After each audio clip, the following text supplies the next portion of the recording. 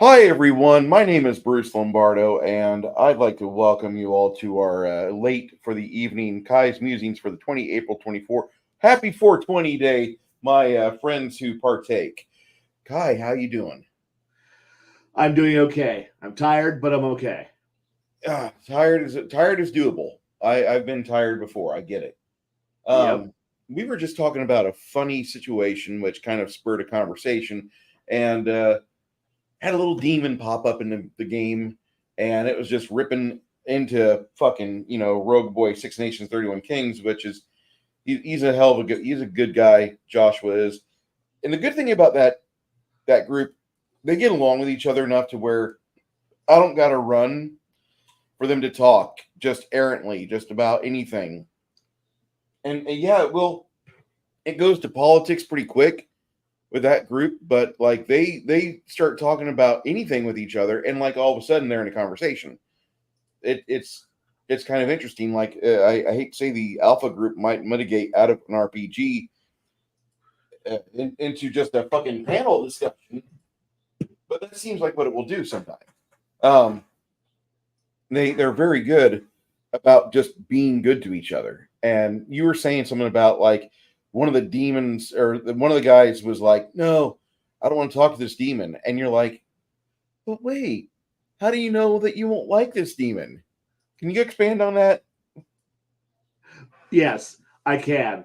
Mostly because of the fact that like I like the idea that that I guess I don't play with the all my demons are just bargain basement like your Judeo-Christian leftovers who are like, we're just evil because we're evil. Well, they're of evil alignment. I'm like, yeah, half of them are, and even the other half still have a goal and agenda. And like, well, we can what bargain can you have? 'Cause we have no power to be able to negotiate. I'm like, how do you know?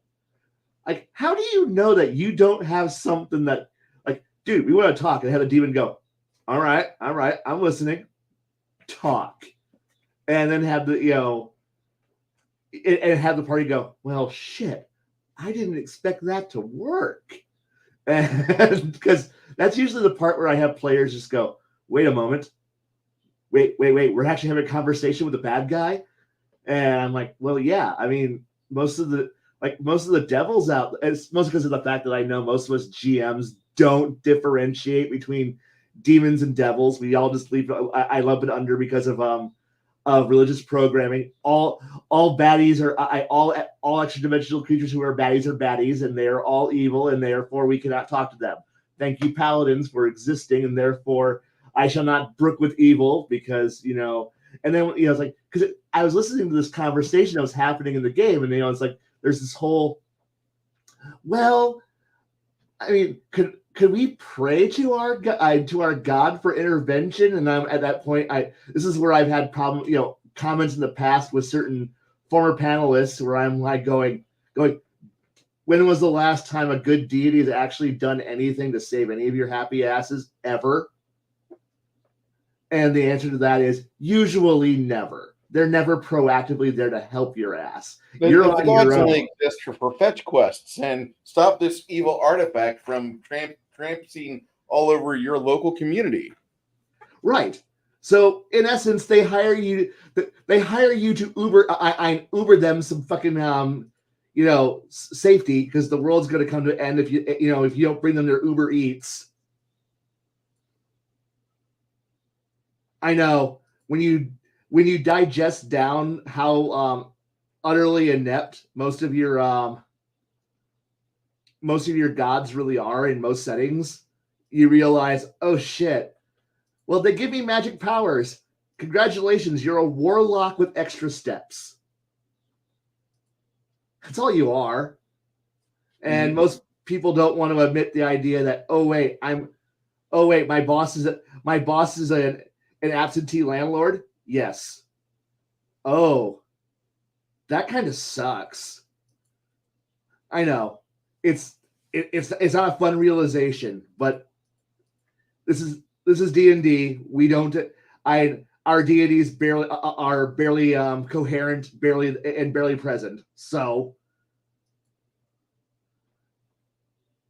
I mean, uh At least they're more present than you can actually say my God exists because I actually get my powers. But the thing here is that we still this still wildly deviates from the fact that we're looking at the idea that you're trying to sit here and look at all this stuff that's happening, and the demon's just like, wait, why is the demon there? He's just there to be a big scary monster that gnashes his teeth and and tears at your ability to be a human being, and so that way you can't live. And then you're sitting here going, but what are they actually doing?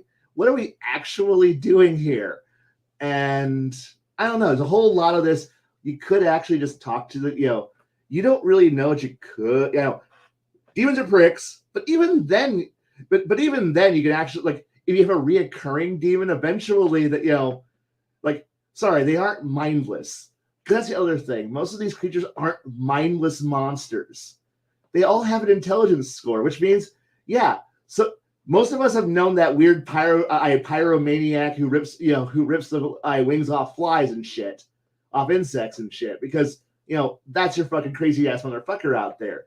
But you can work with that guy. Hell, probably most of us have actually worked jobs with assholes like that.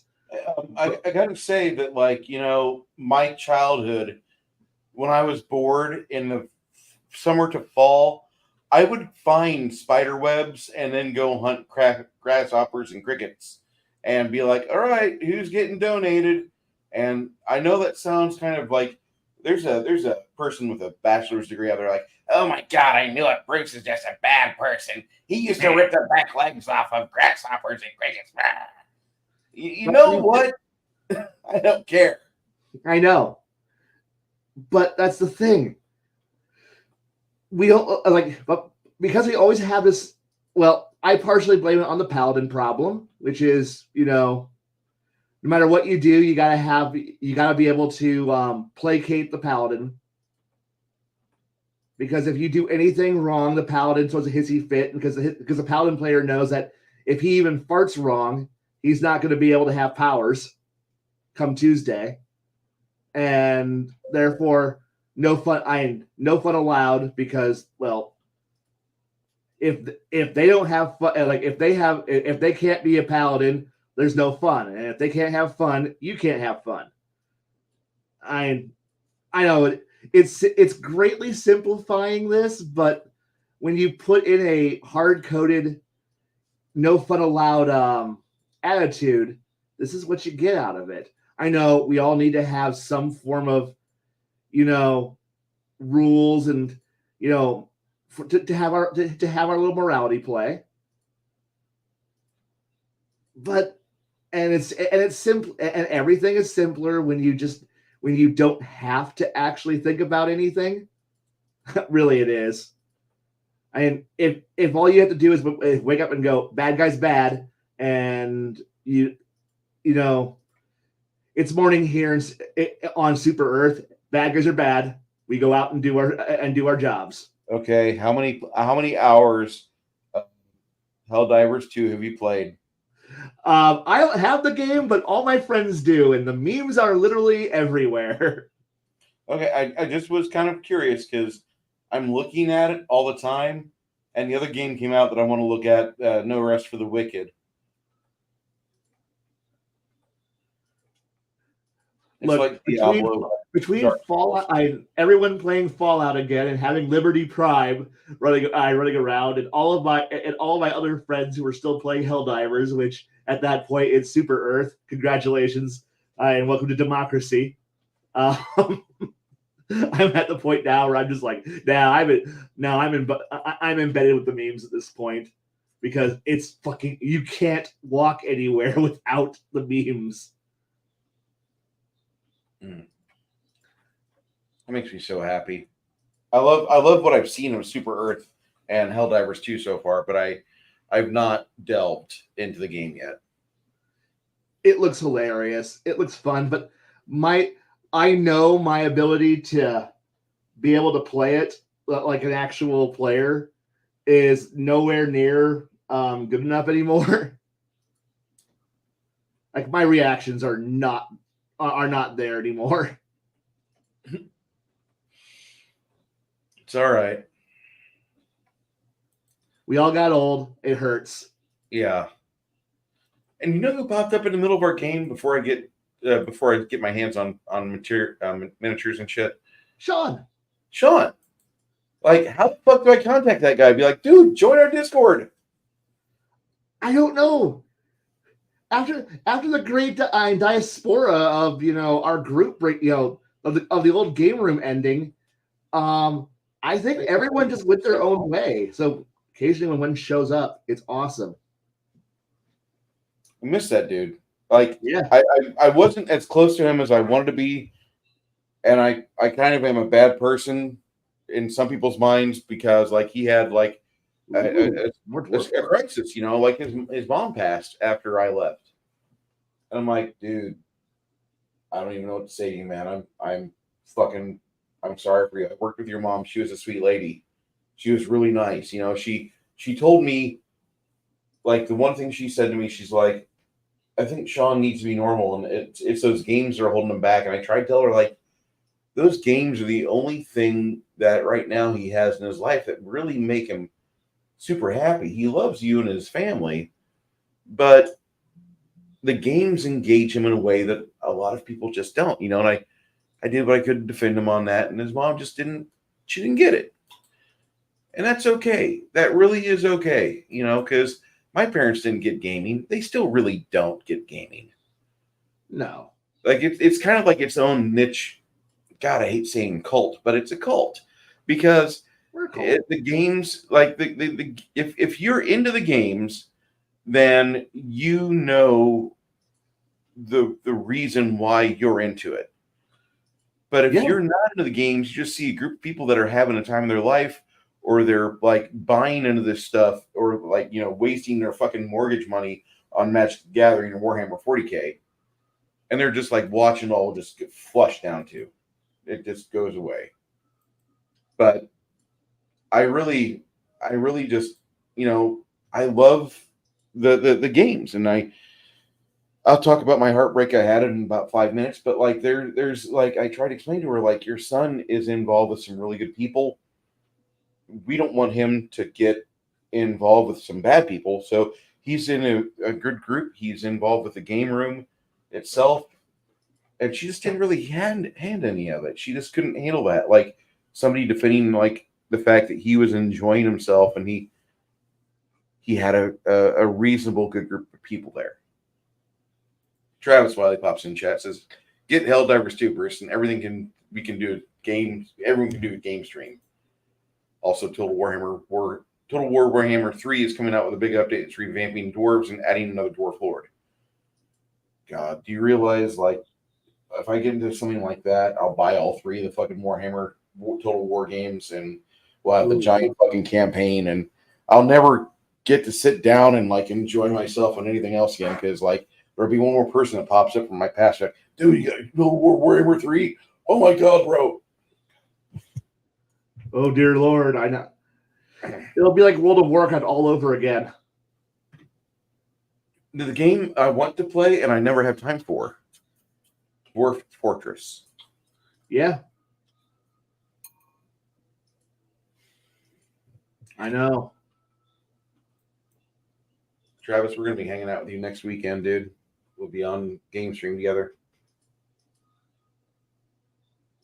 Looking forward to that.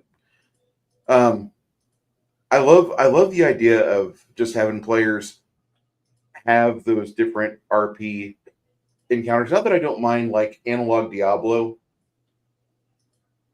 Oh god. RimWorld came out with a Cthulhu update. Holy shit. Thank you for sharing that with me. We may have to do a reaction video. That sounds totally awesome, actually. Because it's RimWorld. So stupid shit happens. And I accept that.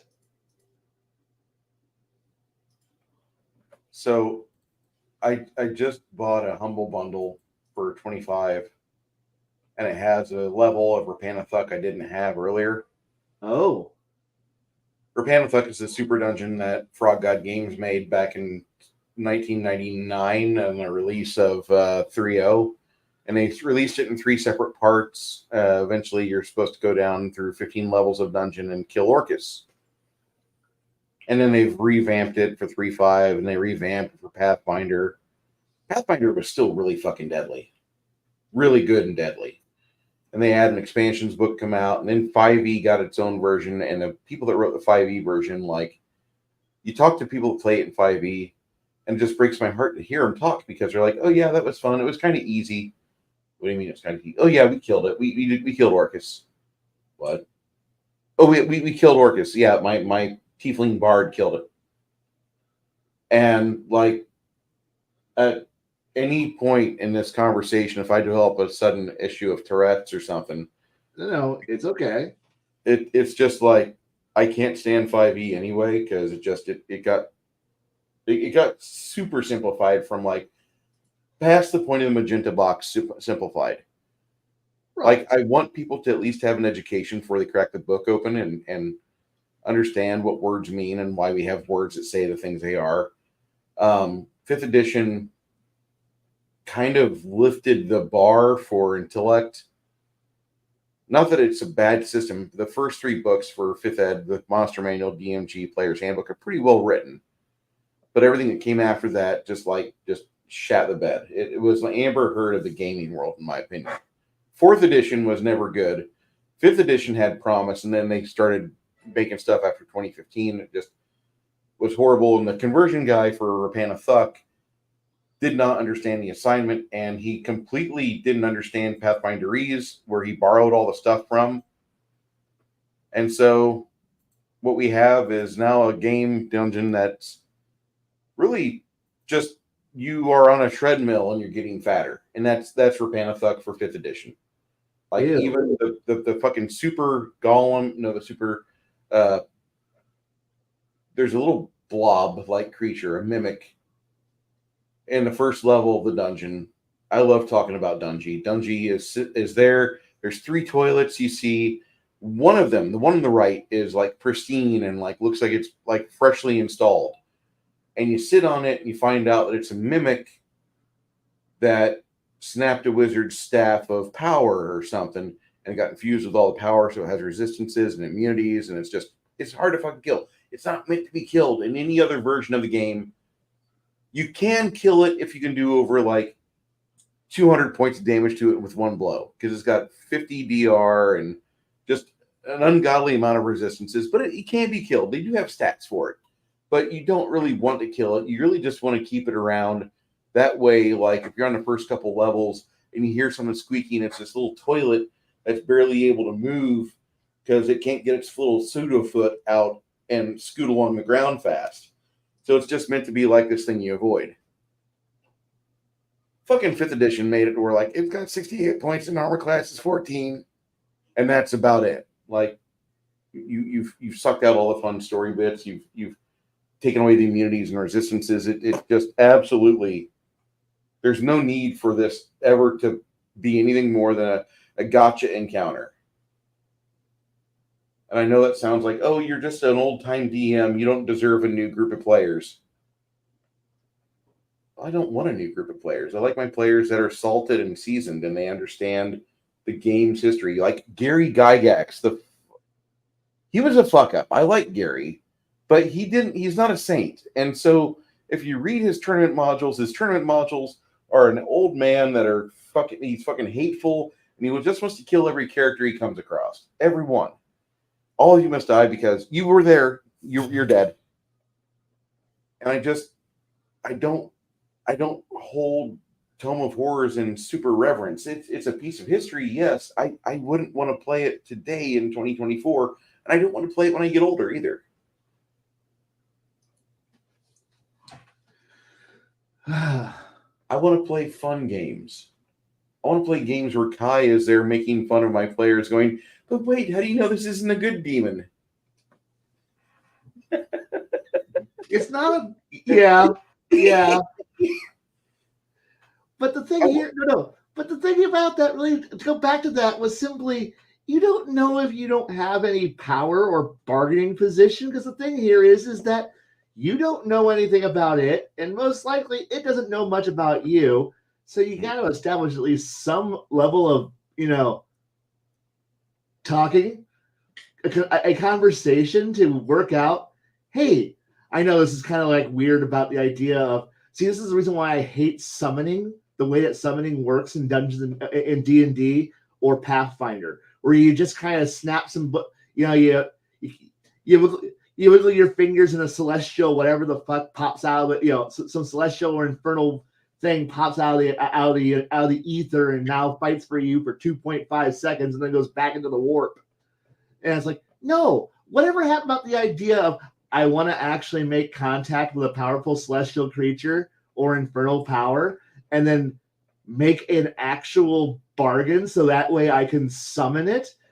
Like, hey, I want to summon a powerful creature.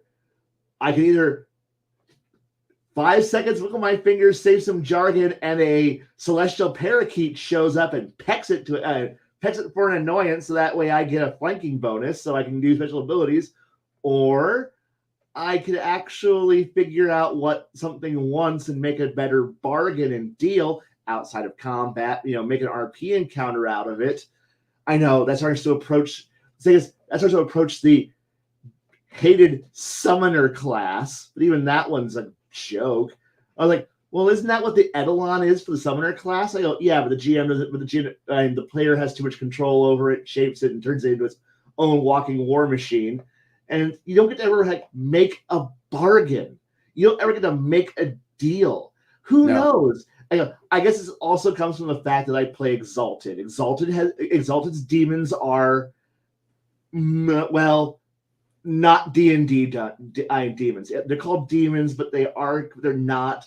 And they have agendas and goals, and they have rules they gotta follow. They kind of want to kill you all, and they're kind of monsters, but they're alien. Their goals aren't your goals. They're not mortal by any sense of the means. And depending on which circle of demon you're pulling up, they're either mindless, dumb minions who are there to be killed, kind of intelligent, kind of social, or megalomaniacal supervillains who are, their mere their agendas dwarf anything you'll ever think you are. And then there's that circle beyond that, which is we don't talk about them because they're really, really scary and terrifying if any of them even turn their eye in your direction. We don't really have that. We have these little, this is this kind of demon, that devil, and this one and that one. But we don't really get a chance to interact, to understand anything. No, because we just use them as shock troopers. Oh, hey, it's so bad and scary because it's a goat demon, and he is scary because he carries a big blood axe, and it's going to be. And if he hits you for lots of damage, you might contract an evil demon poison. You should fight this guy because he's going to spread chaos and terror and death. And really, I understand that, but there's never a chance to actually go, because there's always that. Well, why do people okay, maybe this comes down to we always get to have this point of, well, why did the king or the priest or the local merchant or fill in the blank group fall to evil in the first place? What seduced them? What made them sell their souls? What made them get corrupted? We're always coming in after the fact. We are always coming in after the bad thing has happened. So therefore, we get to be shining knights riding in to be the heroes who wonder why a town was kidnapped and turned into it. Why did the priest sacrifice the king in the old cathedral? We don't know. We don't really care. All we gotta know is that bad guy does bad thing. Demons evil. Don't need to think no more. Paladin go smite. And we go in there and we go kill the bad guys, get the loots, and save the world. But we never get to. But that's great for a video game. That's great if your players don't need to have an agenda or a goal more than you shake the paladin, you point his eyeballs towards somebody and go, Paladin, alignment check. Evil. All right, remove evil. Proceed to. It's like that RoboCop. The RoboCop Terminator thing. Screen comes up and it's just like evil. And then you just go out there and obliterate evil. Activate Prime Directive. Kill evil. Got it. I was like Directive 1, communicate. Will you come peacefully? No. Directive 2, kill. And because none of us are really playing good paladins, we're all playing vengeance paladins or oathbreaker paladins or paladins whose only order is I must kill all evil. Kill all evil. Skynet has programmed me. I must destroy all evil. Dun, dun, dun, dun, dun, as the paladin walks through the entire, walks through the evil layer it's the freaking T-800 from the opening of Terminator. And it's like the bad guys, oh crap, it's a paladin, fuck us. And we're gonna send a warlock back in time. He must stop the paladin's river rising up. And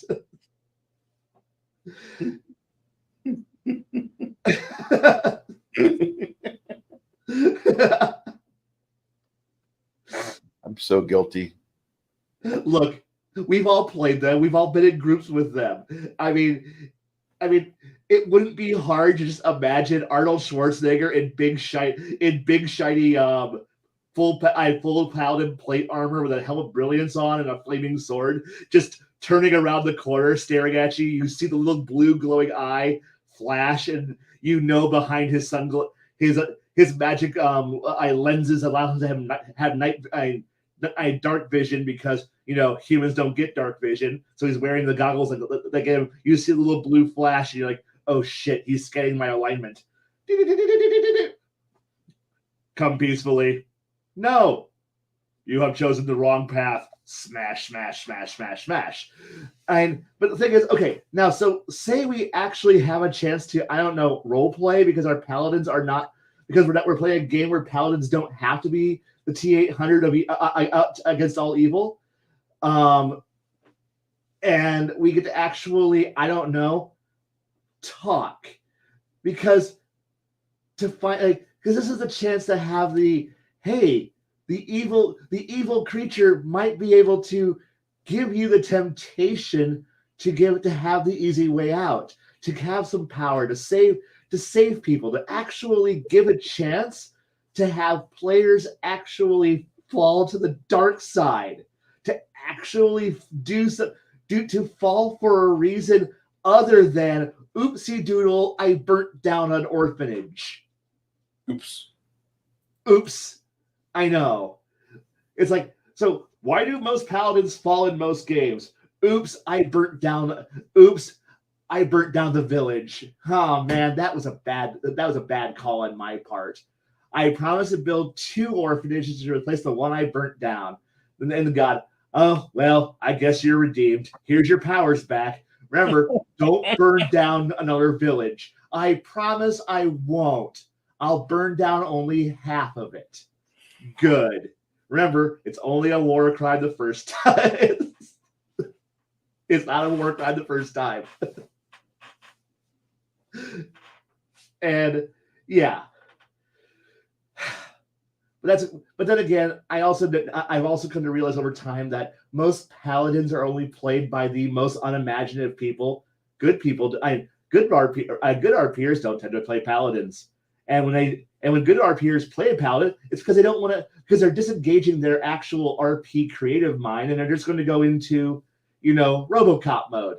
That's all they're like. They're just going into Judge Dredd RoboCop mode, where all they do is have to walk around and have a morally gray conversation. No, we just turn the contrast over to it's either all white or corpses. There we go. There may be a rehab facility for you if you're lucky. I mean, there's not much.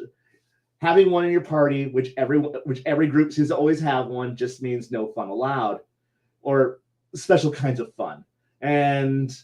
But I guess the thing is that it means taking the chance to actually talk. So when the bad guy says something, when the bad guy, which I know I'm using the terminology of Look, we've already made sure that we're stating the fact that they're evil, and they are evil because the alignment says so. We're using an alignment system, or at least their agenda is so far alien to ours that they're not us. They're not people. They're not civilized people as we know them. Their goals aren't civilized as we want them to be. But the creature might actually, it might want to have its ultimate goal be, it wants to be free from the infernal prison so that way it can reclaim its place in the celestial heavens and overthrow the gods who rebelled against them and therefore enslave humanity back to being what they're supposed to be, mana batteries for the supernatural creatures to be able to harvest for and treat them like fucking scum. But in the meantime, it can help pay off your credit card or murder somebody in your area. It's all part of its agenda, and you're part of agenda. But we don't ever give that chance for players to actually, I don't know, be tempted and to fall. Or maybe it's like, hey, we have a similar agenda here, you and I. Oh, we do? Yeah, we have an agenda. We can totally work together for a little bit. And I don't know. It's just the fact that when you automatically just go, they're bad. We can't talk to them. We'll never talk to them. Well, you've limited your chance to actually, I don't know, do something. And maybe the bad guy might go, no, you're all weak and stupid. Why would I want to talk to you? You don't know. And then you can go, well, I mean, this is now putting the ball in the player's court to go, well, no. And then, find some solution. I know I'm playing both sides here, and I know I'm aiming for a conclusion. So not every one of my conclusions is going to be the conclusion that the players reach. But it's just that simple fact of like, it's that weird part that, after the main party has left and then, the one player who can put, rub two brain cells together goes, did the demon leave like a business card behind, like a way to contact him in like other times? Well, yeah. I'm just gonna go talk to him like via like instant messenger or something. Dear evil dude, could you explain more about what you were talking about? And it's like I know that kind of defeats the whole. We're all just playing knockoff Lord of the Rings, where Sauron is the big bad guy. But just remember, multiple powerful creatures fell under his sway, not by conquest, but by being convinced. And if you as a GM are able to tell a good enough story, who knows? Maybe you might find out that the evil interdimensional empire of technomancers who's hiding from something, you might find out they're actually scared of something bigger and scarier than them. And then you're like, wait, what? The bad guys are scared of something bigger than them? Yes. What the fuck could scare the bad guys who are scaring us? Dear bad guys, what are you scared of? This. Oh, I don't like that. No, we don't like it either. What? So is that why you're trying to conquer the world? Yes. Maybe I can help you conquer the world. Okay. And the rest of the players, why are you helping the evil villains conquer the world? Because we're preparing for something that's worse, that's coming down the pipe. Oh. Yeah, everyone's a bunch of naive children playing around, and I'm playing around doing nothing. The bad guy has a plan. For what? The next bad guy who's behind the current bad guy. Oh, okay. It's like, and you might end up beating the bad guys anyway, but using their knowledge. But it's like, but if you just fight them without finding out why the bad guy is doing something, you might not find out about the thing behind them. Like when you ever that point where you're playing in a fantasy game is like the orc hordes are being driven from their mountains and they're crashing against the frontier. The question is, what the fuck has scared the orc tribe so much they're invading us? Well, the hill giants are over there in the mountains where the orcs were, but they're being driven to work by evil Elon Musk, who's making them mine for lithium, and that way he can have more batteries to power his Tesla fucking stagecoaches. Right. And at that point, you're going, okay, so maybe we can like work with the orc tribes to organize them to go fight the storm giants who are, guarding the fallen god of stolen innovation, and we'll have and it's like just and have that moment where we go, all right, we're friends for right now, but once we defeat this guy, things get really complicated, and like we'll burn that bridge when we cross it. Okay, all right. And like that the story doesn't end after you defeat the stolen the god of stolen innovations and ideas, but that's for another time. We're gonna kill a bunch of people today, but if you never ask, well, we've beaten the orcs. Now what? Oh shoot! Storm giants riding lightning wagons. This isn't good. Who? Why didn't we know about the storm giants riding lightning wagons? Because you never looked, never asked, you never found out. Well, you should have told us. I kind of like campaigns where the players do some investigation and like, why are the orcs here? This isn't even like their preferred area. They want to be in an area where they can exuberate or they can exercise their lungs and do things. And the mountains provide that sort of challenge because they have the dwarves there, and there's other challenges in the area that the orcs find to be fucking necessary for their own happiness or the things they treasure. The orcs, a lot of people are like, oh, orcs are just stupid. Well, maybe they fucking are, but there's still a goal list that each orc wants to be for it to be happy and doing stuff. Even if it being happy means it's putting dwarven women's heads on spikes, that's what makes it fucking happy. Yes. This isn't difficult to figure out. You just have to kind of figure out the motivations as to why they're doing stuff. And if players would spend more time doing that, they'd probably have to spend less time getting healed up by a cleric. Maybe. Possibly. You're right. Yeah. And it's like, plus is there more chances for weird things to happen? I don't know. I mean, it's just, maybe I'm just dumb and this is what I like. But I like the idea of, I guess it's that ability to go, and who knows, after you beat a bad guy, you might be able to recruit one or two of them to be on your side because you showed them the error of their ways and the power of friendship and a AK-47 that you found. Oh, you didn't see my new shirt, did you? No.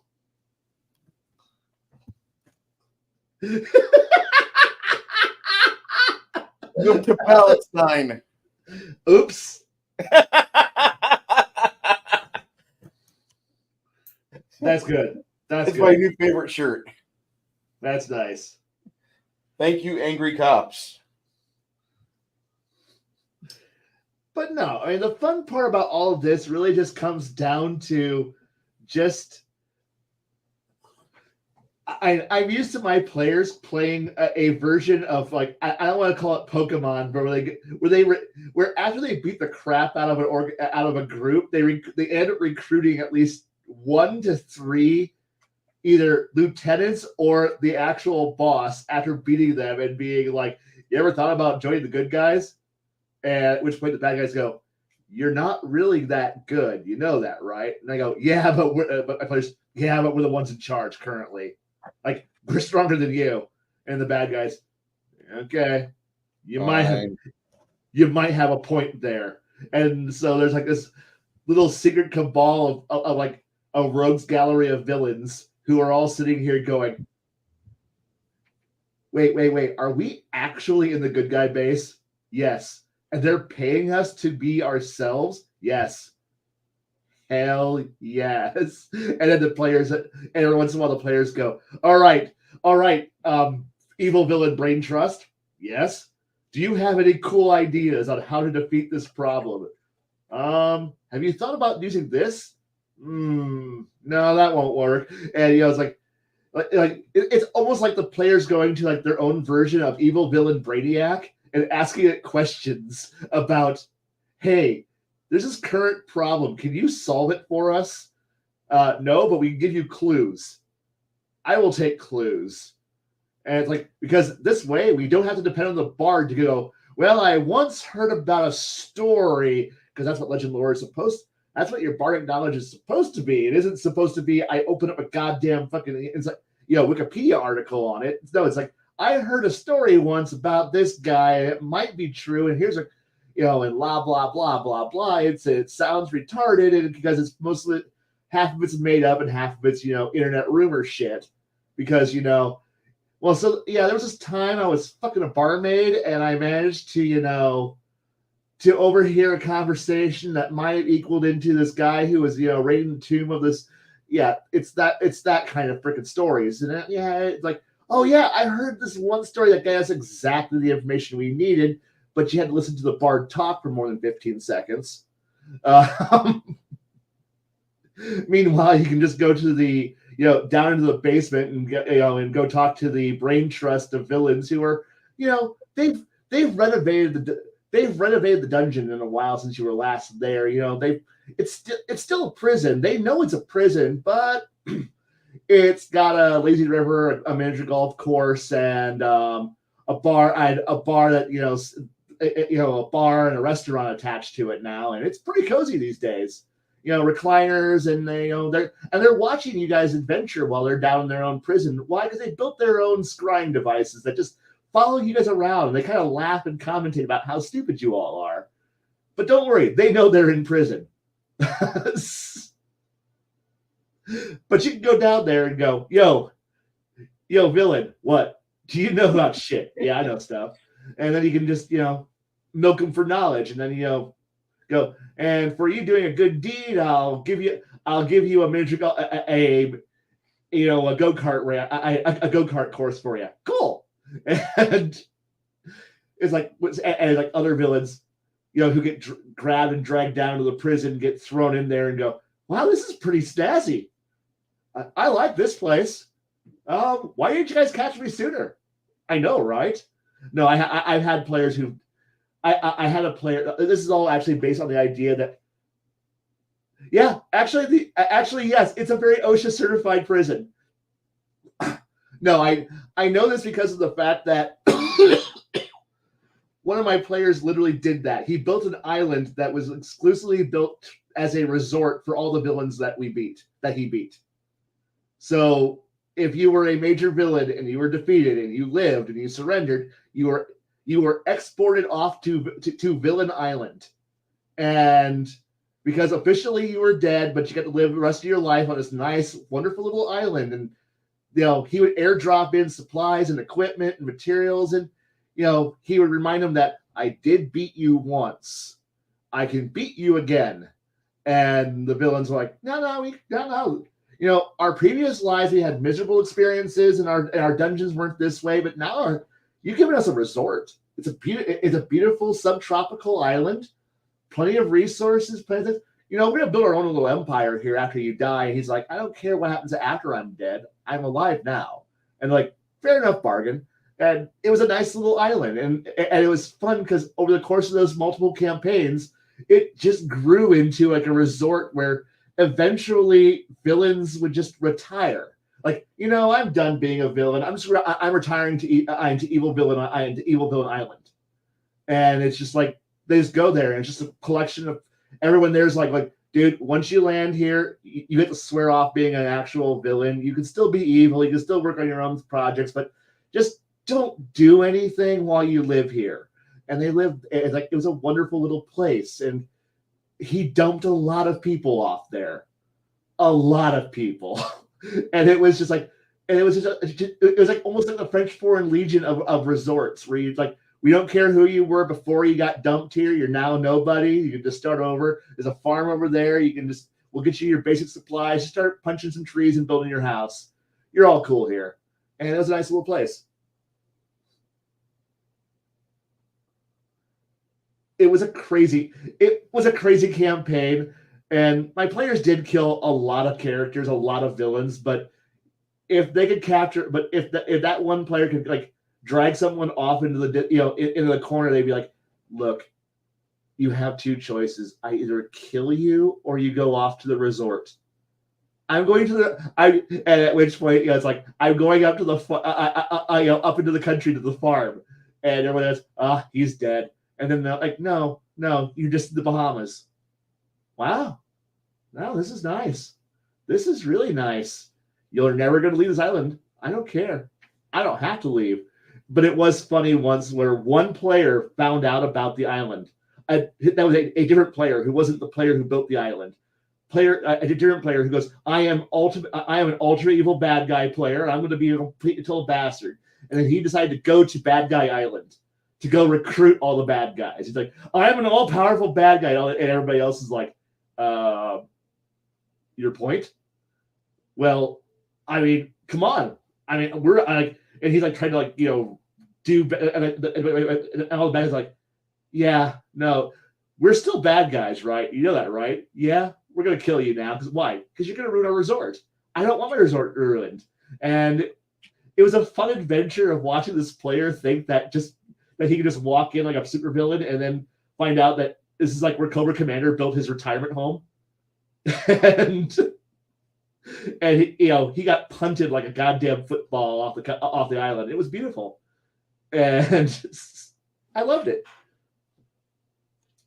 You're going to ruin the villages if you keep this up. We like living in the villages. Do you know what it means to live in the villages? I mean, this is like a meth central. This is a Pekin of Florida. Yeah. That's exactly what it was like. And it was like where you have like arc wizards who are like I don't have to actually pay rent to live here. And every once in a while, to keep me happy, they airdrop in more research material. I don't have to fucking go anywhere, Cobra Commander. I'm happy here.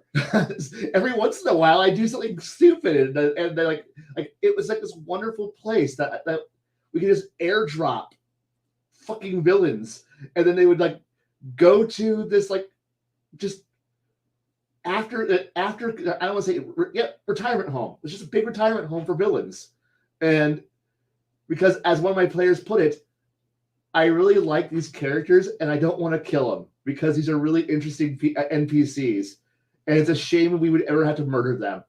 But if there's ever a threat to the world that was so terrible that it would actually end the world, I want to be able to go over to this box where we have all these superpowered villains and go, they are going to blow up our stuff. You can't blow up the world. That's where I came up with my stuff at. All right, villains, let's go out there and save the world. So we can conquer it later? Yes. Perfect. And, it was the backup plan. The plan that if everything else has failed, we go crack open the supervillain box and say, we're all going to lose anyway. Go do your thing. And it was like, go be murder hobos. At which point the villains are like, finally. Permission from the good guys to be bad guys.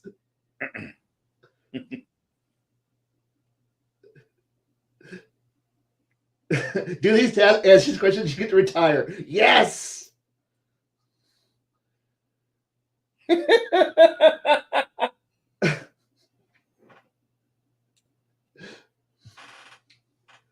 So,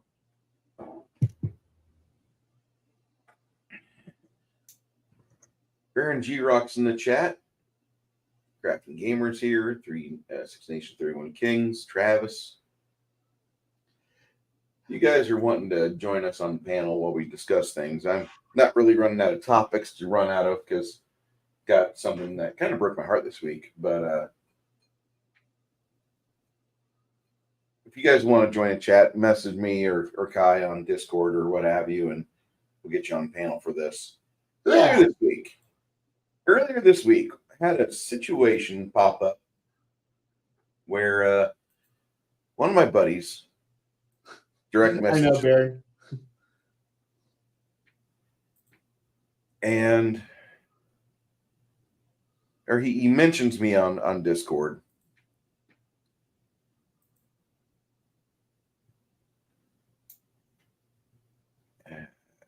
where the hell was that?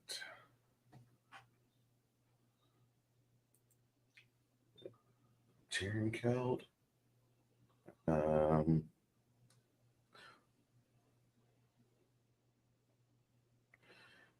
Anyway, our local game store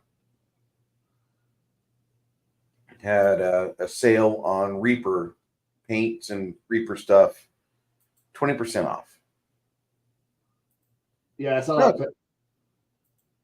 it wasn't like it was like the super new paints and such, but it's definitely things that like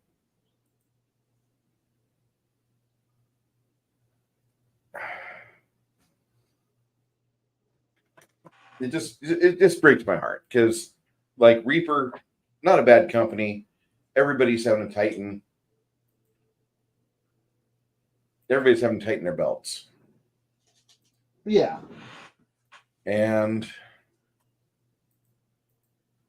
I get this little message where as we discontinue the Reaper products from our shelves in anticipation of the new Fanatics line from Army Painter, all Reaper products are on sale for 20% off.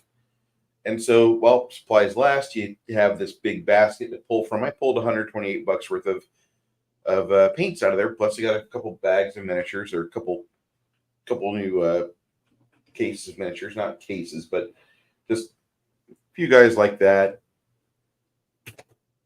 20% off on Reaper products still is kind of expensive because it's like $3.29 for a paint pot, and so that's roughly $2 and change. But I got a lot of like 50 new paint pots plus some other stuff like 4 bags of minis for $128, and I was pretty highly happy about that. But they're making room for it to get new Army Painter stuff in, and I don't like Army Painter.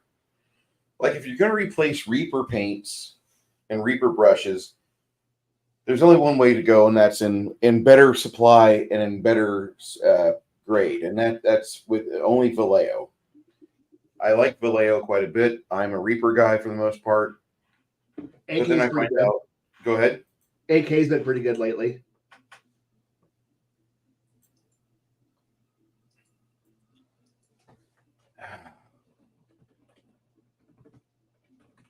I wish I did. I wish I had the money. But I don't like Army Painter. I had Army Painter paints for a long time. And there's some lines of Army Painter that are really good. For those that aren't familiar with Army Painter, what I do like they have is their washes and tones. Their quick shades are amazing. They're not the best, but they're readily available. Hey, there's Baron. And there's some really good stuff that Army Painter does do right, but the paints I don't feel that they do right in any mention, because you'll have the paints in your shelf for a week, and then you'll like shake it up and throw it on your paint palette, and it separates. So, like it shoves out water first, and then the pigment comes out in the last quarter of the bottle, and it just completely fucks up your day. And speed paints kind of do the same thing. I haven't tried speed paints 2.0. I've watched somebody with speed paints. They say, okay, well, I just now, started doing this. And, they're separating. And that's the problem with Army Painter. They just go to shit. Like it's better. I think better quality paints are the Apple Barrel from Walmart. But that's just me. How you doing, Baron? I am alive. Good to see that. I'm sorry I didn't join you last week when you were like, hey, you don't have to hide. I wasn't hiding. I was getting ready for bed. That's a damn lie. You were hiding. I was searching for the porn I want to watch so I could get tired out and close my eyes and sleep. You could have come and talked to us and gotten put to sleep just as easily. That may be true, but I don't get off to you guys. So he says. Good to see you, man. How have you been? Okay. This has been a very busy week for Kai and myself. I heard you guys started a new thing on Mondays. It's every other Monday. And we did a little play on words, so yeah. Those who know.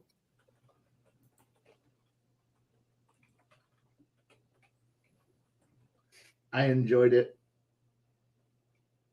Good. I will say it's slightly similar to this, except we don't run all over like 5,000 tangents. We have one tangent. Yeah. And this, I get to sit there and try to corral Kai to stay in the circle so we can keep on topic. So yeah, that's more fun than anything else. Okay. Now, will you guys be like doing a trailer for every week to just kind of give people an idea of what's going on, what you're doing? In the description. Okay. That's what you did. Not next Monday, but the Monday after that, we're doing offensive nuts and bolts type things. We did defensive. Now we're looking at offensive. So, although I will say Thursday night, Kai uttered words I never thought that I would hear him utter. What did he say? Well, we were talking about world building, and since TCG lives at kind of the base of in the mountains, but at the base of the mountains and all that, I let him explain what that type of landscape looked like, and with the animals and everything else. And Kai sitting there going, I've never thought about any of that stuff within that realm. It was one of those things. Kai was like, wait a second, this is something I don't know everything about. I need to do research. Those were his exact words. I got scared. I wish you were there so you could have hold me, Bruce. I got scared. Ooh.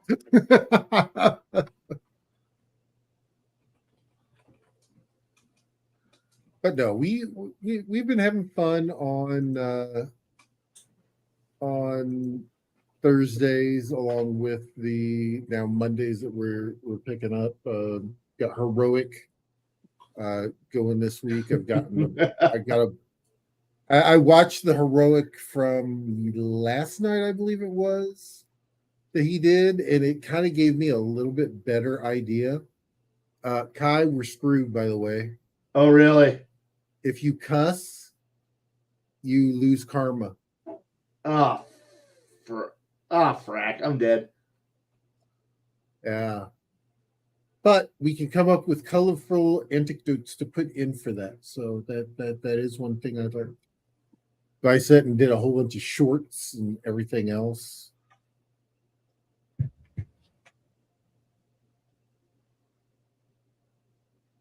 They're all text shorts, but Well,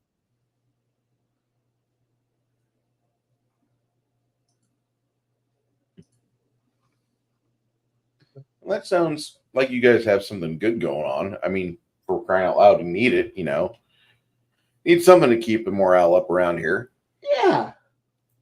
Yeah, it'd be nice if there was, a certain asshole that was still around that he would actually like chill out with us and come and participate. But no, I gotta work a second shift job, so fuck you. It's not even second shift. It's fucking 2 a.m. But that's okay. Hey, that's okay. That's okay. People keep coming in and going, what did you guys do? Finally kick Bruce out? I'm going to start saying yes. Yes, we did. You'll watch your subscribers go up if you do that. Actually, I've been getting more subscribers off of the shorts, believe it or not. The shorts are, man, I'm telling you what, the shorts are fucking crazy. Here, let me show you something. This is kind of the back end of it, but this is all stuff. Let's see, down to from here up, this is all stuff that's going out for shorts, and all these with the green background are Mhm. Thursday and Friday shorts that are going out, and it's all about the what is it? Marvel heroic and Marvel superheroes. Like legit. That's where I geared that all to and everything. So yeah. I mean, I've got a bunch of them set there ready to go. So yeah. Although I do find it funny that most of my shorts now are getting like downvoted like severely, and I'm laughing. Why? There's one of them that's got like two thumbs down and no thumbs up. I'm like, it's almost become like a funny type thing to me. It's like, oh, you put your thumbs down on it. Guess what? That's still interaction. It still gives me what I want. So thank you. Because any interaction is interaction. They don't figure out whether it's good, bad, or indifferent.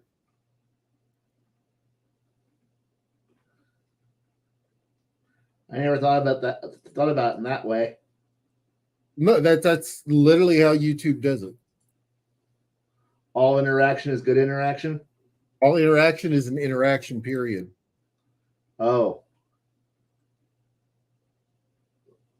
that's okay.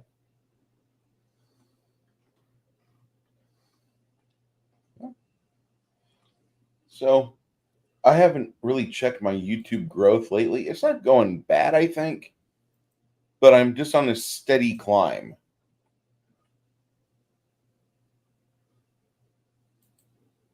Let me go to my studio real quick. 1,241. So I get like one new subscriber every other day. Nice. On average. That ain't bad. No. I'm a live stream channel. I don't have 20, 30, 40 people that come in here at once to watch stuff. I'm not Legion of Myth, which is okay. And people accuse me of things that like may or may not be true, but I just don't give a shit about their opinions. So that happens.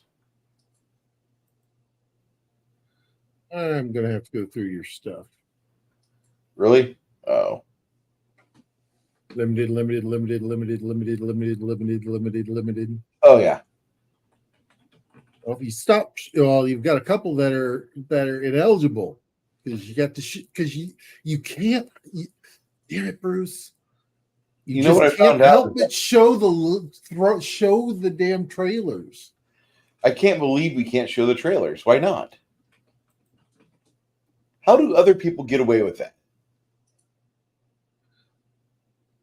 Because they throw into their. Let me look at that.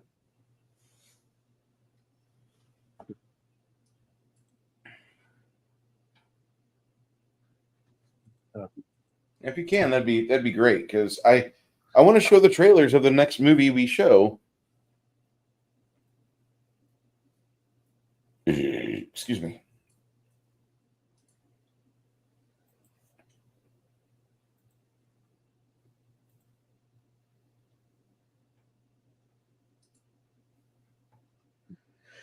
Oh, I think I could probably at least stay decent for at least a little bit.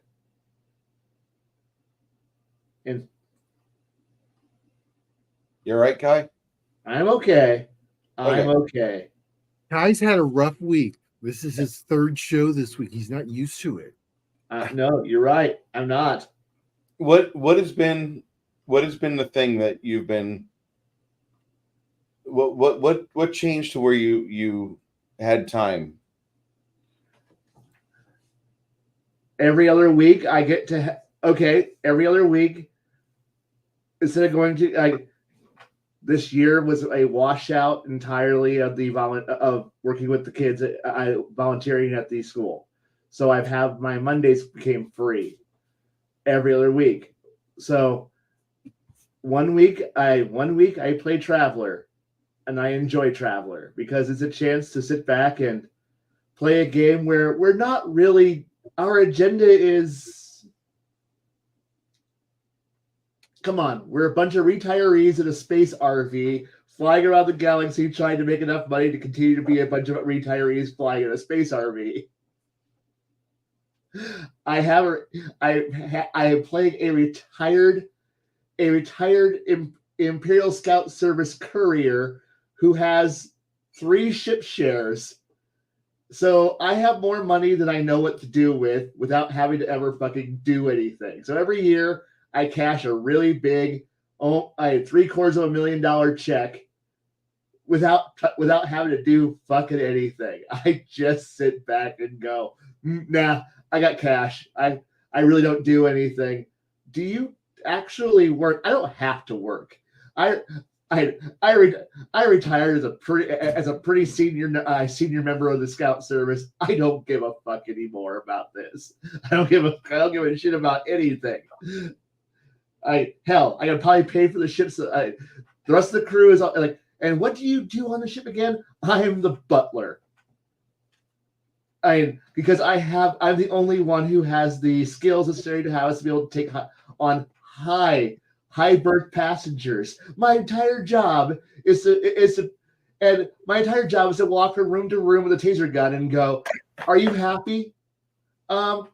I'm not happy. I have reasons to complain," and I stun them into death, send them back into unconsciousness, put them back in their room, and then slide food under the door and go, "Congratulations, you have 3 more days to jump space. Don't say a goddamn thing." And then I walk back the fuck off. It's the world's best character because he doesn't know how to fight worth a damn, but he's damn good at a stun stick and a stun gun. And if anybody complains, he tasers them. By the way, I didn't realize when I signed on to the ship that our captain is a retired pirate, so we're not quite sure if he's actually retired, but he's a former pirate. And we have another person who is of questionable origin. I'm pretty sure I am not cleared to know half of what he has done in his existence, but that's okay because he fails almost all his roles that involve anything high tech, so it's great. Meanwhile, I periodically show up with a blowtorch and go, I can just cut the gas cap off of the fuel tank and we'll just siphon free gas off of the ships next to us. And they're like, why are you suggesting it? Imperial Scout Service, we were underfunded the entire time and we are used to just siphoning gas off of somebody else's parked cruiser because gas is expensive. No, it's not. It's expensive. No, it's not. It's expensive. And, arguments like that happen. And we're happy. It's 2 hours.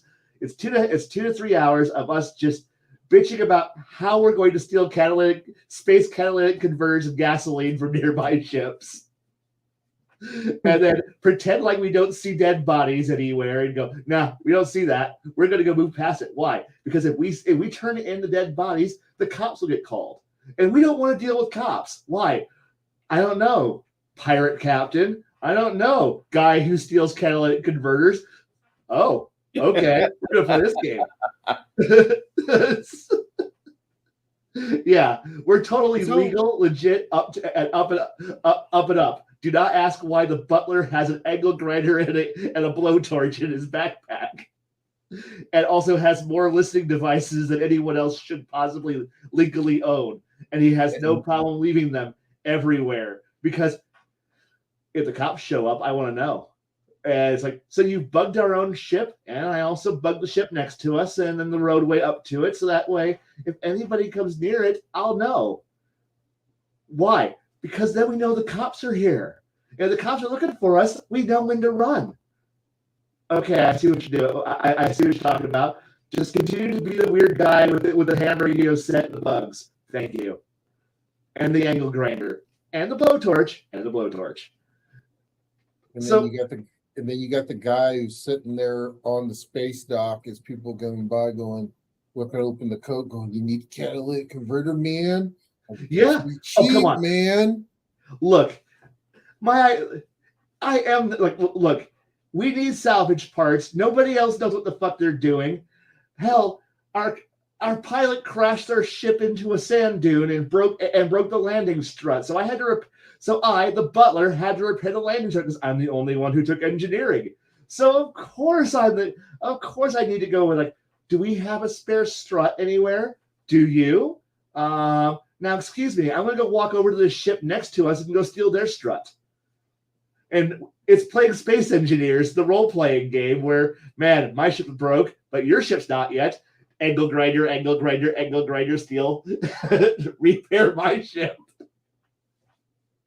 And then we fly off, leaving their ship stranded on some backwater world. I don't give a crap. I have acquired food and a landing strut. I don't know about you, but we left making a profit. Fuck off. We're going to have some more fun.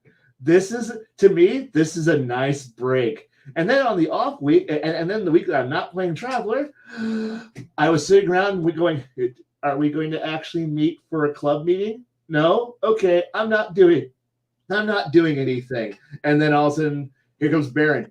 Do you want to stream on that day? Yes. I will stream. Do you have a topic? No. What are we going to talk about? I don't know. Whatever I would usually write about in my channel, which is the reason why I haven't written anything because I'm like, wait, I'm on 2 streams. Occasionally I'll write something stupid, like the last thing I wrote, something. I was just kind of rambling about things because honestly, I'm more esoterically weird about things because I don't really have to focus anything anymore. And now it's just like, why am I doing all this stuff? Well, because getting to play other things where I don't have to have something as written down as bad guy is bad because they're bad and because, evil. And now it's, so why are we doing anything? Because the Imperium is stupid, the Sword World's Confederacy is dumb, and the Solomani are, well, dumb as well. So is that why we're out here in the boonies in a space RV? Yup. Fantastic. So what happens when we get the Imperial recall order for us to all go back in? We ignore it. And set course for anywhere but the Imperium. Got it. Fantastic. We got this wonderful magical little form that says we're retired from the military and the service. We are not going back. Fuck you. Reactivation. Fuck you. We're gone. No, sir, not gonna do it. Not part of my million points of life. Nope. It's like, look, every January 1st, I cash a $750,000 retirement check. You ain't fucking got anything on me. I've already got my life extensions and medicine paid for the next 100 years. I am going to outlive the Imperium. Fuck you. It's a really good plan right there. I will outlive you. Look, that's the best way to know. Like I'm not going to kill you. I'm just going to outlive you. I'm going to outlive your children. Why? I could afford a $200,000 a year, a 200,000 credit a year and a Gathics program. Fuck it. I'm gonna be 38. I'm gonna be 38 years old with a bad back for the rest of my life. It's fantastic. I have the rest of eternity. Fuck everybody else. Because that's I just felt that comment. very, very. I felt it in the subcockles of my heart. Right? Look, that was the only reason why I stopped rolling. I had more terms was because I hit that first magical roll for your term. Aced it. It was fucking great. Made it past 30 to 34. It was like awesome. Then came 38.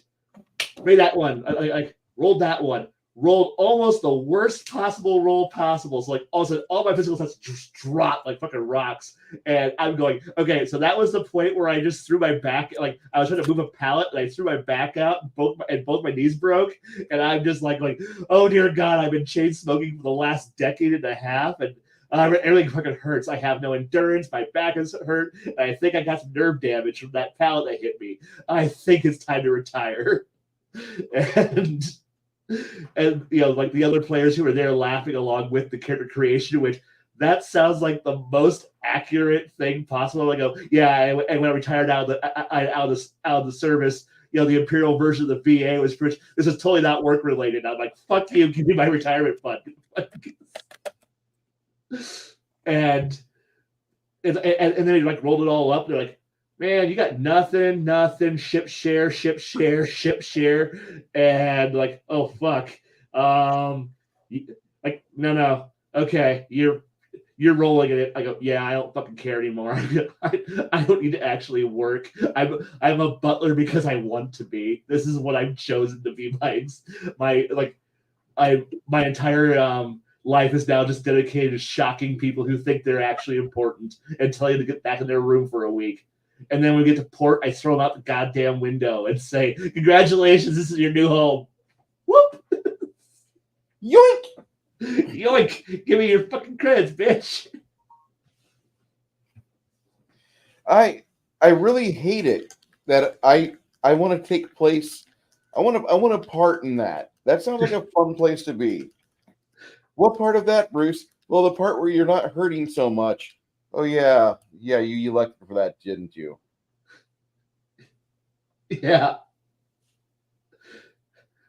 I was playing a healthy character who had 7s in all of their stats because that's all I rolled was just 6s and 7s the entire fucking way down the chart.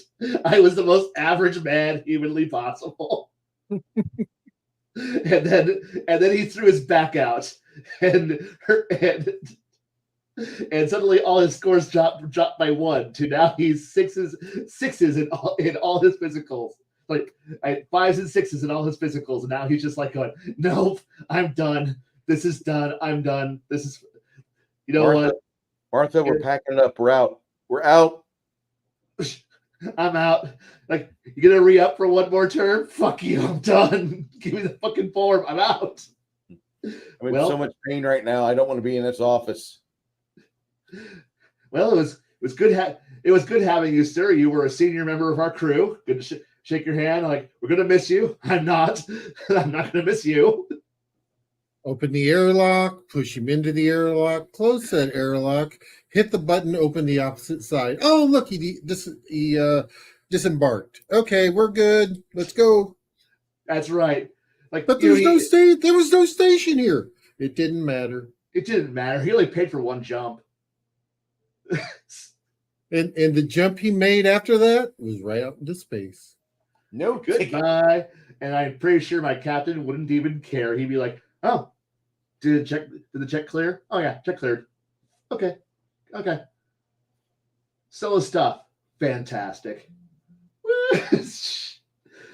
See, that's the kind of fun That's the kind of fun I need because it's like we have one guy who's good at shooting guns. Like he has his advanced combat rifle, and we all go, all right, you're ex-Imperial Marines, and are you going to do anything? He goes, nah, I'm the Jane of our ship. I'm like, fuck yeah, you're our Jane. You just keep in your room and you shoot shit. Yeah, fuck yeah. All right, fantastic. And we're a dysfunctional, happy crew of weirdos flying through space because that's what travelers should be. And we're all happy, and it's wonderful because we're getting absolutely nothing done, and it's great. I can't wait to see what new person we pick up next, so that way we can just sit there and go, welcome to our wonderful little cabin cruiser, and enjoy your stay. Here's our food. It's not great, but it's not rations. Yay! It's not a meal refusing to exit. That's right. Nothing's worse than having dinner and for 3 days carrying it around with you when you're used to pooping 3 times a day. Yeah. Like we've even managed to include an actual stove in your room, so that way you can heat it up without a chemical involved. There's actually a refrigerator with food in it. And wow, you spent all the 50 all the 150 credits on making sure that our rooms are fitted with a personal stove, a coffee maker, and a mini fridge with 7 days of food and water in it. If we misjump, I'm locking you in your room and you'll die there. Just so you know. just realize on day 7, I'm putting you in. I'm putting everybody back in their room, and then I'm hitting a timer. If we don't come out of jump space, that door never unlocks. Like, what about all our passengers? What about them? When they die, I'll open it up and we'll have jerky.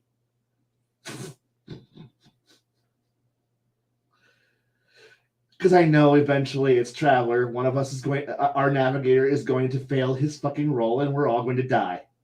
And it'll be beautiful. So that's why I have more free time. I'm sorry that your usual game has failed. It's school. We all kind of realized that when this year everyone was in drama rather than actually playing board games and shit, it just was going to be a bad year. Well, and so maybe next year we'll pick back up and it will be and we'll go back to being good again, or not. If not, oh well. I have every other week Traveler and every other week Baron Show, and I'm going to be happy to be on both of those. Because I get to be an asshole with a stun gun, or I get to complain, or I get to talk about the wonders and pleasures of everything. To not pick sides and actually, look at things, not be like, oh, I'm an authority who loves this thing most. Like, no, because everything's got good points, and maybe we can figure out what is actually the good points and how to actually make it good, or does it actually shoehorn you into a certain play style and then tells you you can't have anything else besides authorized fun. Please, if you want to see what authorized fun sounds like, rewind this episode back to T800 Paladins walking around your game. Authorized fun. Nothing. You can't have anything besides authorized fun. Nope.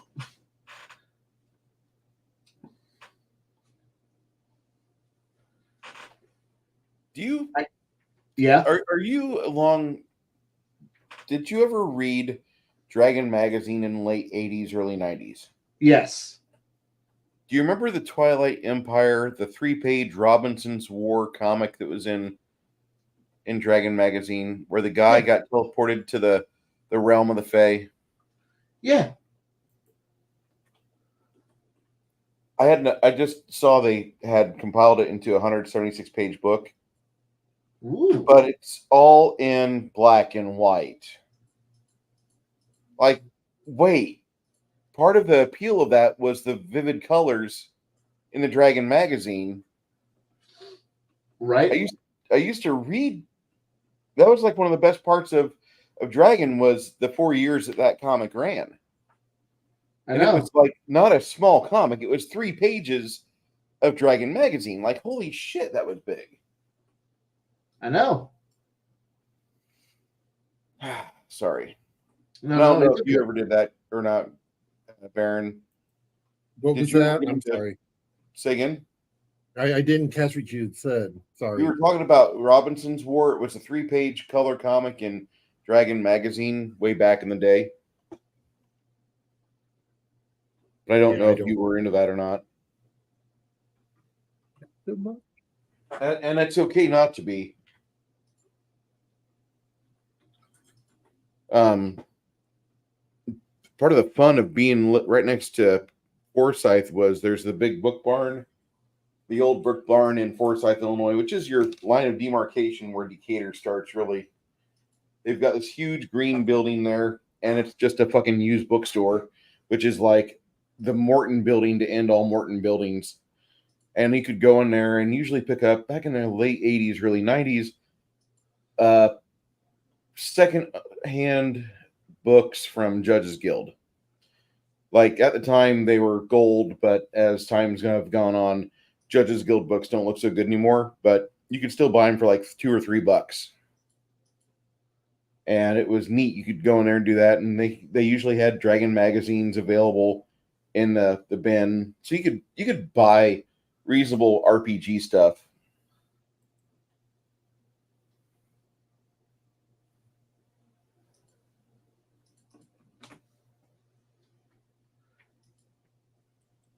That does sound like a lot of fun.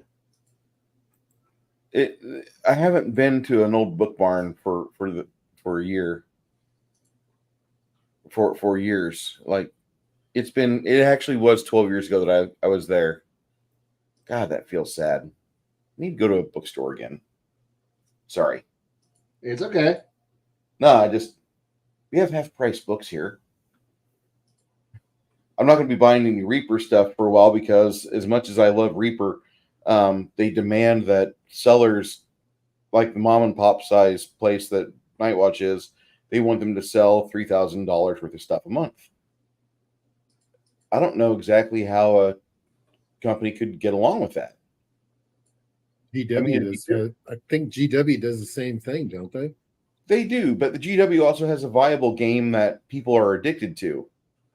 Even though I hate the engine for Warhammer, there are a lot of people that think it's great and the best thing since sliced bread. Rage is not that is not a good adventure game. And the Reaper adventure game engine is terrible. I hate to say that for you people that like Cav and Warlord, but the miniatures are more important than the game rules. Oh no, I used to play Cav. I understand that. No, not the word used to play. Yeah, there are much better systems out there. We don't have to play Warhammer anymore. But if people want to play it, they can go to a game store and they'll be invited to join the in-store league, so they all can get broke together. Yeah. We have league play for Fantasy and for 40K, and we just started Age of Sigmar. Sorry. So, no. Yeah, the Logos is like what your big book barn is. I think I've shown Kai this place before. You probably have. Yeah. Pretty certain I have.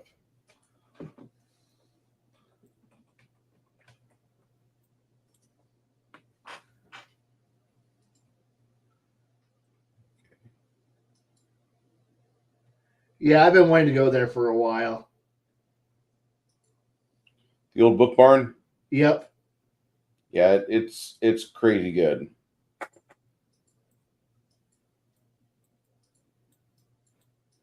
It's my kind of store. It's just a little bit of a drive for a little bit out of the way drive for me though.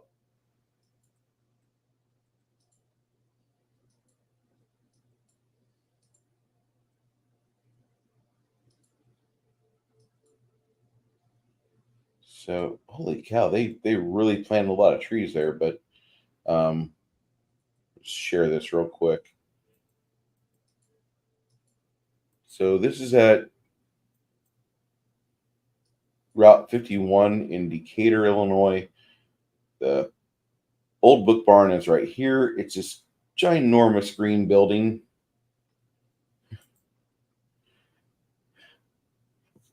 It's a neat place.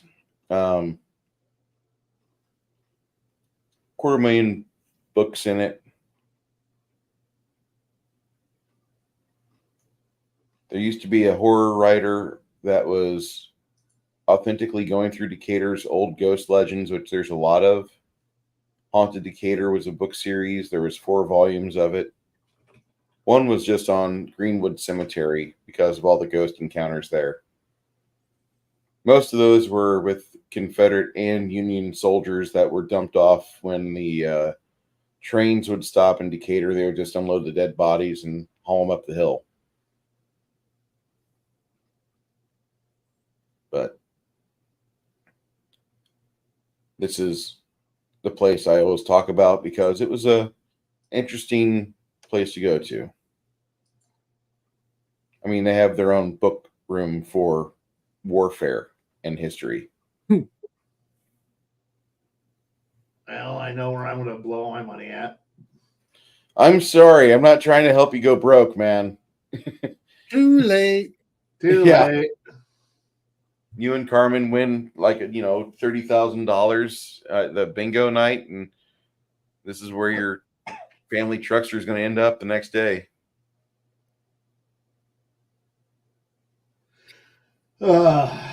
Yeah, Sorry. I know it. Look, I rather just, as much as I like certain booksellers, I'd probably enjoy selling it. I'm buying at an old used bookstore like that than I would just writing a check to certain institutes and going, look, I know this is overpriced books, and I know I spend about $500 a year. Here's about a $20,000 check. Just give me just show up with the books in a van, please. Thank you.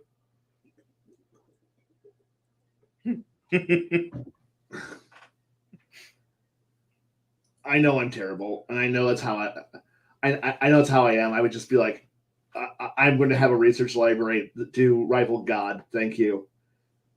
And that's would be where my day ends from that point forward.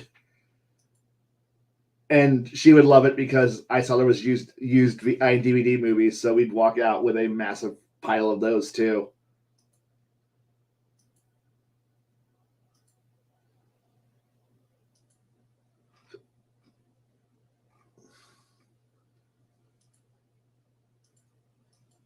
And All we right, actually, boys. what was that? I said, all right, boys, I'm going to bounce now. So Alrighty. I got a couple things I've got to do, so I will listen in the background. No problem. Thank you for dropping in, though. Bye-bye. Have a good night, sir. Yep. You okay, Kai? Yeah. I just felt like I ran my brain over through a whole bunch of things.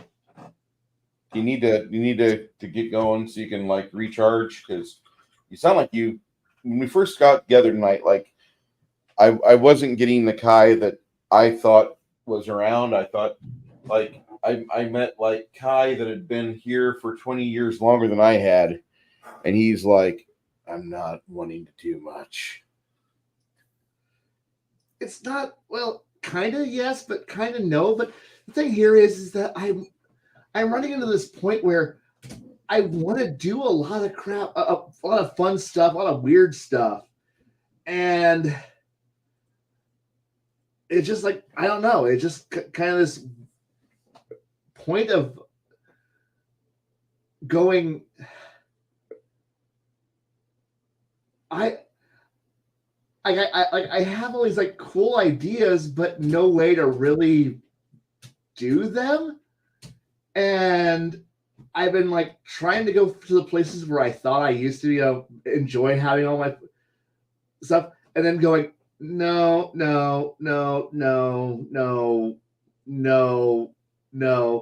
and then explore, going out there and just trying different fun, new, weird things. But the thing is that the communities that I've been enjoying have been tearing themselves apart again, to the point where I'm like, I have like 2 or 3 places where everybody hasn't gone insane yet. And it's like, those are the fun places to hang out, to play, to goof off at still. But finding those little sanctuary points is just hard to find. And I really like the idea that, there might be a place where everyone hasn't gone completely bug nuts, but then suddenly somebody goes crazy, and then we all just kind of shove them in a closet and go, you just go and we're isolating you because you're just going to rant about stupid shit for a while. And this isn't just like me ranting about stupid shit. No, this is like, they're just going fucking angry about everything. And then it's like, and you realize that everyone else is going angry about everything. And we're just sitting, and some of us are just like, we just want to talk about guns, meat, and playing and making fun of fake things, fake fake universes, fake worlds, where we get to talk about, yeah, the Fifth Frontier War kind of sucked. Yeah, we're all waiting for, the Imperium kind of blows. Yeah, we all hate the Star League. Yeah, we all kind of hate clanners, except the clanners who don't hate the clans, they just hate their neighbors. And we all have our own little plot of land, our little flags that we fly, the factions that we love. And every once in a while, we got to remind the Tarians that no, you can't nuke. Nuclear weapons are not a castle defense weapon. You can't just use that on the first time someone lands on your front yard. You can't nuke them. Okay, maybe you can, but please don't. It's such a bad precedence. No, there aren't robot cat girls over there. Yes, yes, we have all the weird stuff happening over here. No, Space Poland is Space Poland, and I'm sorry, the Space Austro-Hungarian Polish Empires being its own weird thing over in the corner. And yes, they're full of cyborg telecom crazies. Yes, no, please stop. Okay, we're all having fun. And then every once in a while, someone's, but what about the company that writes the stuff? And like, this too shall pass. And is the one thing that we just want. I just want to tell people, is like, look, there's currently things that are happening, and they're doing things that aren't just like. And were you happy with how things happened in the 90s when the company first collapsed? Well, were you happy when Topps bought it and changed all the lore? No, I was angry then, but you still kept playing. Yeah. And were you happy when this other company bought it? Yeah. Were you happy with their stories? Yeah. No. You were angry then. You were angry then. You were always angry. Yes, I was angry too, but you know what? I still played the game. I was here to play the game. I may hate what Games Workshop is doing, but you know what? I still like Dark Heresy. I still like my Imperium. I still like going kill all the Xenos. I still like going, yay space super democracy. Yay Imperium. I love playing this stuff. I don't care what the company says, because deep down, all these fucking lore weirdos, and I am a lore weirdo. I'm the fucking one who will bitch about the idea of, no, sorry, Star Trek nerds. Star Trek does not auto win everything. It only has, and it's like, and I'll start getting into the really nitty gritty fucking details and lore. But I also realize that I had to open that debate with the following phrase of, which version of the lore are we going with? Are we going with what we see on screen, with what they say on screen? So because remember, the visual effects do not match what they say. The technical manual counteracts both of these, because the setting Bible and technical manual are not read or followed by the people who write the show. The effects department doesn't read the fucking shit that they're just told, make things blow up. And so things do weird shit. And so therefore I'm going, which version of the lore are we going with? And then you see their heads explode, because that becomes, oh, now we're arguing weird details. And I'm like, well, and then I'm like, no, because we all have to play on the same fucking field. So if all things we talk about in Star Wars has to go by what we see on screen, well, guess what? Star Trek has to be everything we see on screen.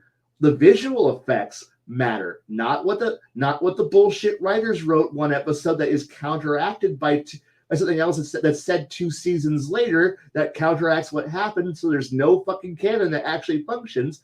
So now what are we going to do? Oh, wait. So now we're going to do visual effects. And suddenly people get like, I am that kind of an autistic fucking retard. So, but I am also used to 40K for the longest time. Said it's back because I'm an old fucker. I'm a really old asshole. I played back when fucking Rogue Trader, the first edition, back when I was told the galaxy's a very, very big place. The reason why it says there's 1,000 worlds is because the universe is big. Every story was canon. Every story was true. Every rumor you hear, even if it's counteracted, could possibly be true. This is what it was back in the early 90s, before we had lore. Lore kept being added, but then a bunch of fucking assholes all argued about this, and then what the worst thing happened? Writers happened, and they came in and wrote books. And it isn't just like, and this isn't like saying, well, hey, David Weber wrote the Honor Harrington series.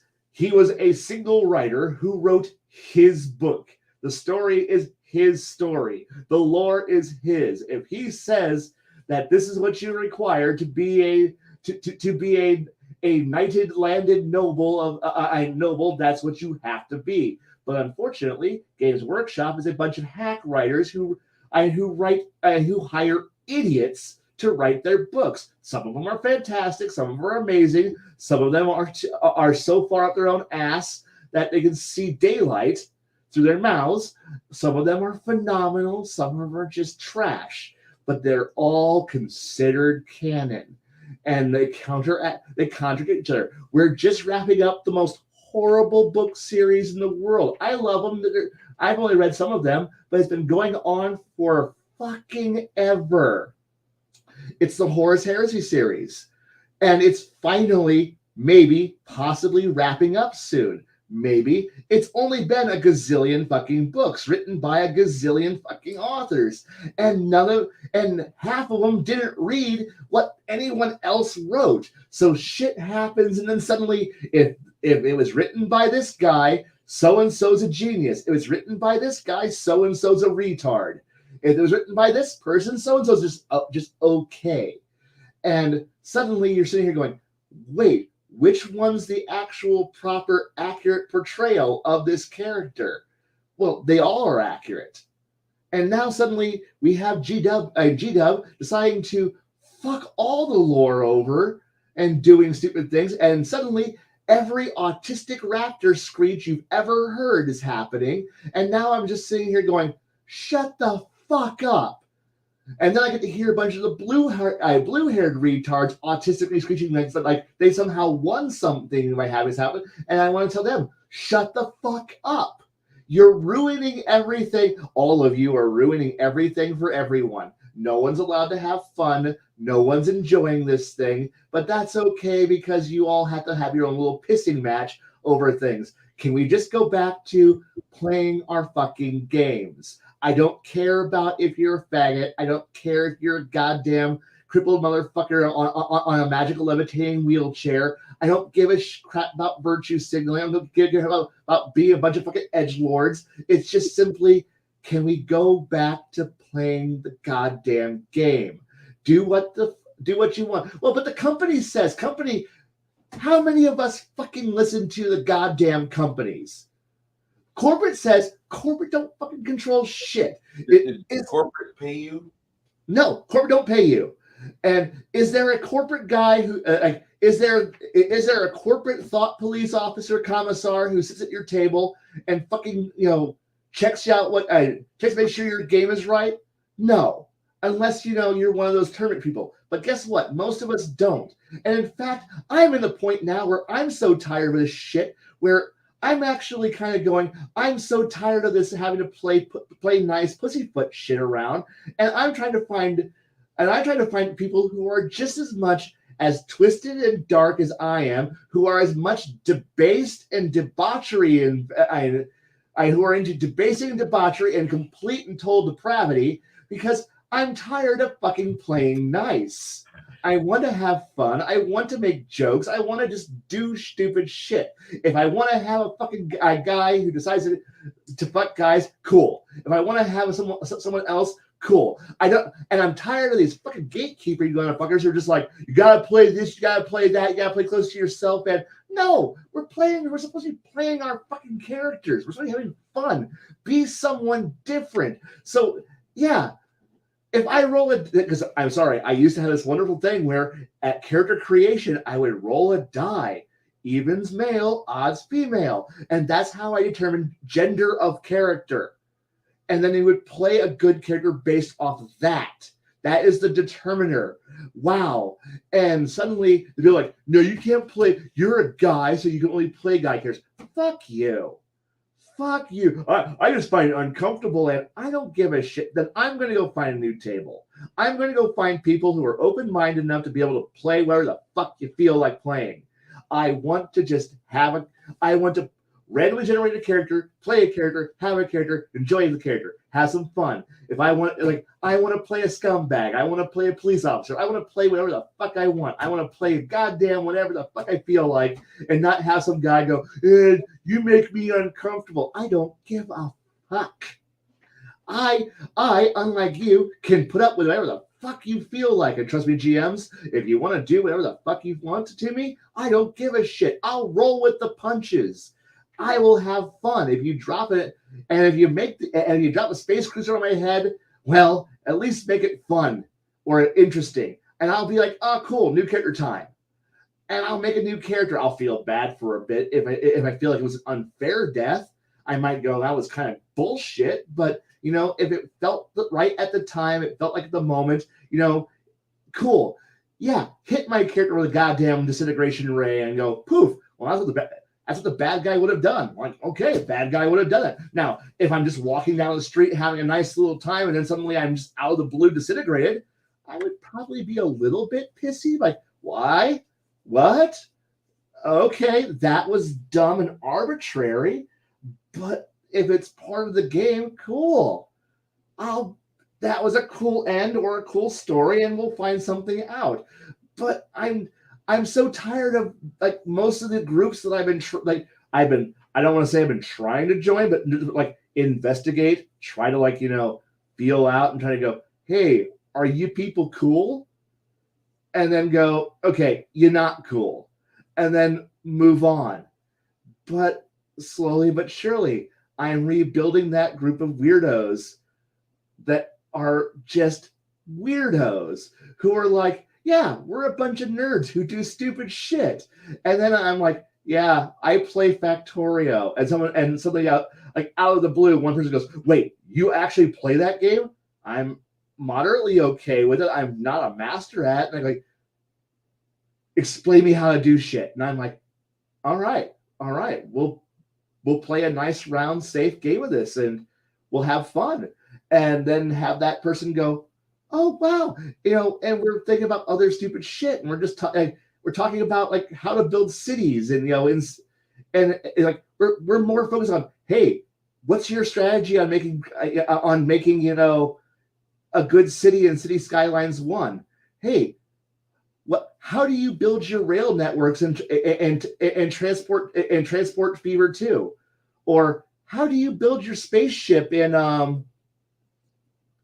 I do play Mindustry, but it's okay. It's okay. I'm not so much on the combat aspect for it, and it's too much of it's a little too actiony for me, but I do like it. I do have a copy, and I do occasionally play it. It's fun. It's fun. But oh god, I also play a bunch of other factory builder games too. But it's like it was fun because like people are like, oh cool, we're all having fun. Like we're comparing notes, and like there's nothing more to it than simply like, and then it's like one person joined the server, and then like quick, what color's your avatar? And we all run over there and go, which team are you on? And it's like there's no team, we're all just one big team, but we're like, what's your color? And like, I'm going with yellow. Okay, you're safe. I'm on team purple. Well, that's blue and red. You're safe. I'm on team blue. We don't like you because you're blue. But like, okay, I'll just change color because it's that simple. It's that simple. Like, all right, now we're going to build trains, and we figured out like everybody's like, we're all here because we like trains, and we're here to build big giant train sets. And now off we go to build a train set, the best train set that we're going to, and it's like, and it burns all the coal because we have all the trains, and it just flies around at hyper velocities all over the place, and we're all happy because it's a train set. It's a big giant train set, and we're all playing Factorio to build more trains. And like, are we going to do any higher agenda? No, we're here to build trains. Come, play with the train set. But I built a train that has missile launchers and lasers and shields, and yes, you have built a cool train. It's got a railgun on it. You have built the best train. We like you. What did you do? I built a train that goes really, really fast around the lake. It's got beautiful things, and we're all having fun with that. That's what we're here for. Or hey, we're all going to play RimWorld. Actually, I'll watch them play RimWorld, and then it's like I have built a room that is just made of nuclear waste, and I throw people in it, and they know if they get close to the walls, they die. So they sit there in the warm room, in the one spot where they don't die, and it's the best prison because no one escapes. And we're like, that's brilliant. Or just other weird, crazy fucking things. Like, we're just there to have just stupid, crazy fun. Or I want to get back to that kind of enjoyment. Like, which is the whole reason why I love my traveler group, because we are a bunch of dysfunctional retired retards flying through space doing dysfunctional retard shit. And I love every moment of it because there's no goal, there's no agenda, and it's travelers, so we don't have to do anything. We just have to fly around, and every few sessions we get to roll a die to go say, yeah, I'm learning a new skill. And beyond that, we go off and do whatever the fuck we feel like. And it's liberating and it's fun. And I want to do this. And occasionally I go poke my head around in the Exalted community and go, hey, is there an Exalted game? And I go, yeah, no, I'm going to go over here now. Or I go put my head in the Mages of the Ascension group and go, hey, this is, and talk shop, and then go, yeah, cool. Someday we'll all play a campaign, but we all work because we're all adults. And no one's got free time. No one's got schedules. I had open slots, but we'll all wax on about how much we love this game, and then never play it, which is the true way of being a Mages of the Ascension player. To love a game you'll never touch. And then, or I bitch about BattleTech. Everyone's like bitching about BattleTech, and I'm like going, let's go drive some robots and shoot and punch each other, and then grab a tree and then beat people over the head with it, and then do other stupid things, or like set up the Ride of the Rohirrim charge of Savannah Masters on one side of the board and a very confused player on the and a very confused 6 mechs on the other side of the board going, we came here to play BattleTech. Why do I see it?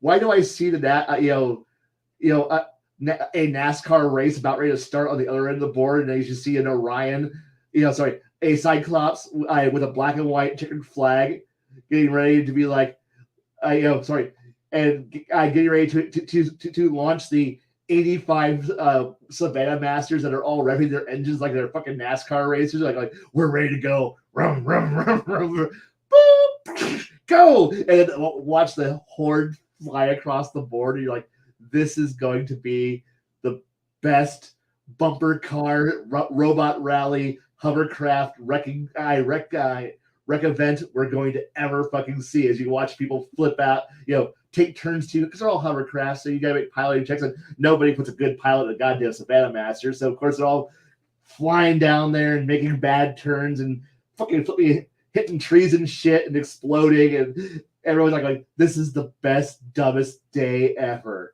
And that's what I want to get back to, that kind of fun. I want to piss people off because I have a bomber showing up out of nowhere because I actually understand the rules for aerotech,